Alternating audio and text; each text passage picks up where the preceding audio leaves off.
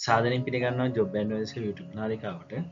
වයස අවුරුදු 18ත් 50ත් අතර අපොස සාමාන්‍ය පෙළ දක්වා උගත් ඔයාට මහජන උපයෝගිතා කවුන්සිල් සභාවේ රියදුරු තනතුරු සඳහා අයදුම් කරන්න පුළුවන්.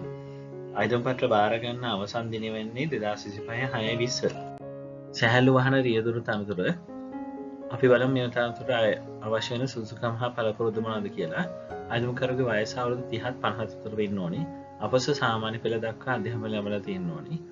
මොණරැත්ත පෙහන කොමසාරිස් විසින් නිකුත් කරන ලද වළංගු රියදු බලපත්‍රය සමග වසර 3ක සේවා පළපුරුද්දක් බඳවා ගන්න දෙන්නට තියෙන්න ඕනේ. මහාමාර්ග නීති සංග්‍රහය පිළිබඳ මනා දැනුමක් තියෙන්න ඕනේ. දිවා කාලයේ සහ රාත්‍රී කාලයේ සේවයේ යෙදීම සඳහා ශාරීරික වශයෙන් සුදුසු තත්ත්වයක ඉන්න ඕනේ. මනා ඇස් පෙනීමක් ඔයාලා තියෙන්න ඕනේ. අපි ආයුධම් පත්‍රයක් පහත ලින්කෙන් දානවා ඒක ඩවුන්ලෝඩ් කරගන්න. ඔයාගේ ආයුධම් පත්‍රය 2025 6/20 දින හෝ ඊට ප්‍රථම ලියාපදිංචි තැපෑල මගින් අධ්‍යක්ෂක මානව සම්පත් හා පරිපාලන ශ්‍රී ලංකා මහජන උපයෝගිතා කොමිසම් සභාව 6 වෙනි මහල ලංකා බැංකුව වෙළඳ කුළුණ 28 ශාන්ත මයිකල් පාර කොළඹ 3 යන ලිපියට යොමු කරන්න ඕනි.